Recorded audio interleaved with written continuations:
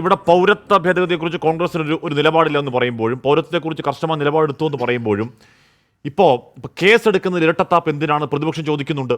ഷമാ മഹൂദ് പറയുന്നു, ഞാൻ മണിപ്പൂരിനെ കുറിച്ച് പറഞ്ഞതാണ് കേസെടുക്കുന്നു. ഇലക്ട്രൽ ബോണ്ട് വഴി മോദി അഴിമതി നടത്തിയെന്നൊരു രാഷ്ട്രീയ ആരോപണം ഉന്നയിച്ച യുവാവിനെതിരെ മോദിയുടെ അന്തസ്സ് ഹനിക്കണമെന്നും സൽപ്പേരിന് കളക്കമുണ്ടാക്കണമെന്നും ലക്ഷ്യമിട്ടു എന്ന് പറഞ്ഞ് FIR ഇട്ട് പിണറായി പോലീസ് കേസെടുക്കുന്നു. EVM ഹാക്ക് ചെയ്യാൻ പറ്റുമെന്ന് ആരോ പറഞ്ഞ് ചെയ്തൊരു വീഡിയോ ഷെയർ ചെയ്ത് വെണ്ണല സ്വദേശിക്കെതിരെ കേസെടുക്കുന്നു. BJP നറേറ്റീവിനെതിരെ ആര് സംസാരിക്കുന്നോ എപ്പോഴും എല്ലാവരും പറയുന്ന കാര്യമാണെങ്കിൽ കൂടിയും കേസെടുക്കുന്നതാണ് പ്രതിപക്ഷ ആരോപണം. അതുകൂടി ഈ പറയുന്ന ഒത്താശയ്ക്ക് ഒത്തുചേരലിന് ദൃഷ്ടാന്തമായി ചൂണ്ടിക്കാണിക്കുന്നുണ്ട് പ്രതിപക്ഷം.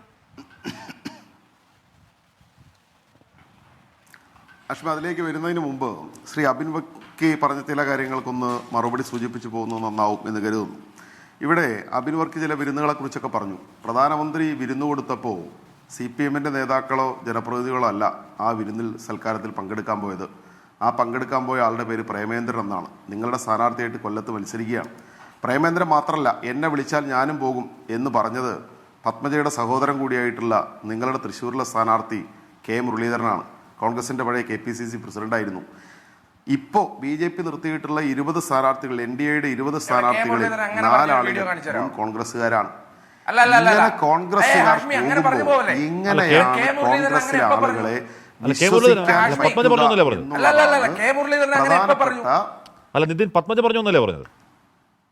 മുരളീധരൻ പറഞ്ഞല്ലോ,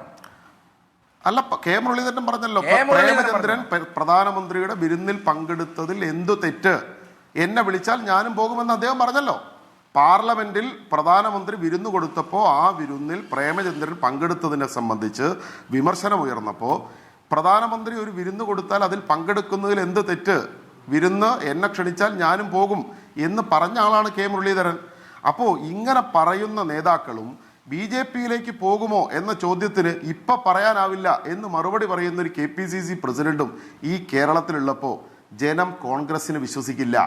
ആ കോൺഗ്രസിനെ വിശ്വസിക്കാതിരിക്കുമ്പോൾ ഏതെങ്കിലും നിരയിൽ നിങ്ങൾ പിണറായിയുടെ നെഞ്ചത്തേക്ക് കയറി വോട്ടുണ്ടാക്കാൻ പറ്റുമോ എന്നുള്ളതാണ് ഇപ്പോൾ കോൺഗ്രസ് ശ്രമിക്കുന്നത്. അതിൽ രാഹുൽ ഗാന്ധിയും അതിൻ്റെ ഭാഗമാകുന്നു എന്നുള്ളതാണ് അത്ഭുതപ്പെടുത്തുന്നത്. നിങ്ങൾ നോക്കൂ, നമ്മുടെ രാജ്യത്തിനകത്ത് BJP ഈ തെരഞ്ഞെടുപ്പ് കഴിഞ്ഞാൽ അതിൽ ഞാൻ അബിൻ വർക്കിയുമായി യോജിക്കുന്നു. 2024 തെരഞ്ഞെടുപ്പിൻ്റെ ഫലം BJPക്ക് എതിരാവും. BJPയുടെ സർക്കാർ, നരേന്ദ്രമോദിയുടെ സർക്കാർ അധികാരത്തിൽ നിന്ന് പുറത്തു പോകുമെന്നുള്ളതിൽ ഒരു സംശയവുമില്ല. അതിന് കാരണം എന്താ? നമ്മുടെ രാജ്യത്തിനകത്ത് BJP ഇപ്പോൾ പറയുന്ന ഗ്യാരണ്ടി ഉണ്ടല്ലോ, മോഡിയുടെ ഗ്യാരണ്ടി. എന്താ മോഡിയുടെ ഗ്യാരണ്ടി? ഒരിക്കൽ കൂടെ അധികാരത്തിൽ വന്നാൽ പാചകവാതകത്തിന് 2000 രൂപയാക്കുമെന്നോ? 400 രൂപയുണ്ടായിരുന്നത് 10 കൊല്ലം കൊണ്ട് 1000 രൂപയാക്കിയത് 2000 രൂപയാക്കുമെന്നാണോ ജനങ്ങൾ കൊടുക്കുന്ന ഗ്യാരണ്ടി? 70 രൂപയുണ്ടായിരുന്ന പെട്രോൾ 106 രൂപയ്ക്ക് വാങ്ങുന്നത് 250 രൂപയാക്കാം എന്നതാണോ ഗ്യാരണ്ടി? 48 രൂപയുണ്ടായിരുന്ന ഡീസൽ 100 രൂപയിലേക്ക് എത്തി, അതാണോ നൽകുന്ന ഗ്യാരണ്ടി? ഈ രാജ്യത്തിനകത്ത് അതിരൂക്ഷമായ പ്രതിസന്ധികൾ ഉണ്ടാക്കുന്ന സാമ്പത്തിക നയങ്ങൾ, ആ സാമ്പത്തിക നയങ്ങളുടെ ഭാഗമായി ലോകത്തിലെ ഏറ്റവും വലിയ കോടീശ്വരന്മാർ മാത്രമായി ഇന്ത്യയിൽ നിന്ന് ചില ആളുകൾ ഉണ്ടാകുന്നു എന്നുള്ളതല്ലാതെ 140 കോടിയോളം വരുന്ന ജനസംഖ്യയിലെ 90% ദുരിതത്തിലേക്ക് പോകുന്നു. ആ കോർപ്പറേറ്റുകളുടെ കയ്യിൽ നിന്ന് നേരത്തെ ഹാഷ്മി ഇവിടെ സൂചിപ്പിച്ചതുപോലെ ലോകം കണ്ട ഏറ്റവും വലിയ അഴിമതി ഇലക്ട്രൽ ബോണ്ടിലൂടെ BJP നടത്തി. BJP നടത്തിയപ്പോൾ അതിന്റെ പങ്ക് പറ്റാൻ കോൺഗ്രസും പോയില്ലേ? കോൺഗ്രസ് പറയണ്ടേ? ഇന്ത്യയിലെ പ്രധാന പ്രതിപക്ഷമായിരുന്നു.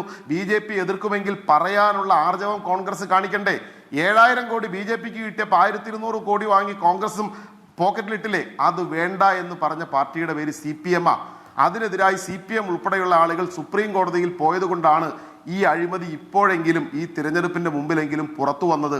അപ്പോൾ രാജ്യത്തിലെ സാമ്പത്തികമായ BJPയുടെ നയങ്ങൾക്കെതിരെ, കോർപ്പറേറ്റുകളെ സഹായിക്കുന്ന നയങ്ങൾക്കെതിരെ, ജനങ്ങളെ ദുരിതത്തിലാക്കുന്ന വിലക്കയറ്റത്തിനെതിരായി ഈ രാജ്യത്തിലെ ജനം വോട്ട് ചെയ്യുമ്പോൾ BJP അധികാരത്തിൽ നിന്ന് പോകും. അങ്ങനെ BJPയെ അധികാരത്തിൽ നിന്ന് പുറത്താക്കുന്നതിന് വേണ്ടി ഇന്ത്യയിൽ യോജിക്കാൻ കഴിയുന്ന രാഷ്ട്രീയമായി പല അഭിപ്രായ വ്യത്യാസങ്ങളും ഉണ്ടാകുമ്പോഴും വിരുദ്ധ ചേരിയിൽ നിൽക്കുമ്പോഴും BJPക്കെതിരായി, RSSനെതിരായി ഇന്ത്യയിലെ എല്ലാ രാഷ്ട്രീയ പാർട്ടികളും പരമാവധി മതനിരപേക്ഷമായി ചിന്തിച്ച് ഒന്നിച്ചു നിൽക്കുന്ന ഒരന്തരീക്ഷം. ആ അന്തരീക്ഷത്തിൽ കോൺഗ്രസിന് വിശ്വാസ്യതയില്ല കേരളത്തിൽ എന്നുള്ളതാണ് പ്രശ്നം. കോൺഗ്രസിനെ എങ്ങനെ വിശ്വസിക്കും? അതാണ് ഞാൻ നേരത്തെ പറഞ്ഞ ഹിമാചൽ പ്രദേശിൽ MLA-മാർ പോകുന്നു. അബിൻ വർക്കി അതിനൊന്നും ഉത്തരം പറഞ്ഞില്ല. നിങ്ങൾ മാസപ്പടിയെക്കുറിച്ച് നിങ്ങൾക്ക് തെളിവുണ്ടെങ്കിൽ നിങ്ങൾ കേസിന് പോയിക്കോളൂ. അപ്പോ നിങ്ങൾ ഇവിടെ പറയുന്നത് പിണറായി വിജയനെതിരായി കേസെടുക്കുമ്പോൾ അതിൽ ഇ ഡി സത്യസന്ധമായും ബാക്കിയുള്ള ആളുകൾക്കെതിരായി സോണിയാഗാന്ധിക്കെതിരെ കേസെടുത്താൽ അതിൽ അങ്ങനെ നിങ്ങൾക്ക് ഇരട്ടത്താപ്പ് പറഞ്ഞ് പോകാൻ പറ്റുമോ? ഈ ഇന്ത്യയിലെ എല്ലാ ഇത്തരം സംവിധാനങ്ങളെയും BJP രാജ്യത്തിലെ ഇതര രാഷ്ട്രീയ പാർട്ടികൾക്കെതിരായിട്ട് ഉപയോഗിക്കുകയാണ്. അതിനെതിരായി നിലപാടെടുക്കുന്ന കാര്യത്തിൽ കോൺഗ്രസിന് പ്രതിസന്ധി ഉണ്ടാകുന്നു. ഇവിടെ തന്നെ ഈ വിഷയത്തിലേക്ക് ഞാൻ ചോദിച്ച വിഷയത്തിലേക്ക് പേടിച്ച് എന്ന് പറഞ്ഞാൽ അത് സ്വന്തം സഖ്യകക്ഷിയായ ഒരു പാർട്ടിയുടെ ഞാൻ പറഞ്ഞു ഏകപക്ഷീയമായ കേസെടുക്കൽ നിലയിലേക്ക് കോൺഗ്രസ് എത്തിയില്ലേ? ഏകപക്ഷീയമായ കേസെടുക്കൽ കൂടി മോദി അനുകൂല മനോഭാവത്തിന്റെ ലക്ഷണമാണ് പിണറായിയുടെ എന്നുകൂടി പ്രതിപക്ഷം നേർക്കുനേർ പറയുകയാണ്. നിലപാടിലേക്ക് കോൺഗ്രസ് എത്തുന്നു. ആ കോൺഗ്രസിനെ എങ്ങനെ ജനം വിശ്വസിക്കും? ഇന്ന് നിങ്ങൾ പറയുന്നു മുസ്ലിം ലീഗിന്റെ കൊടി വേണ്ട എന്ന്.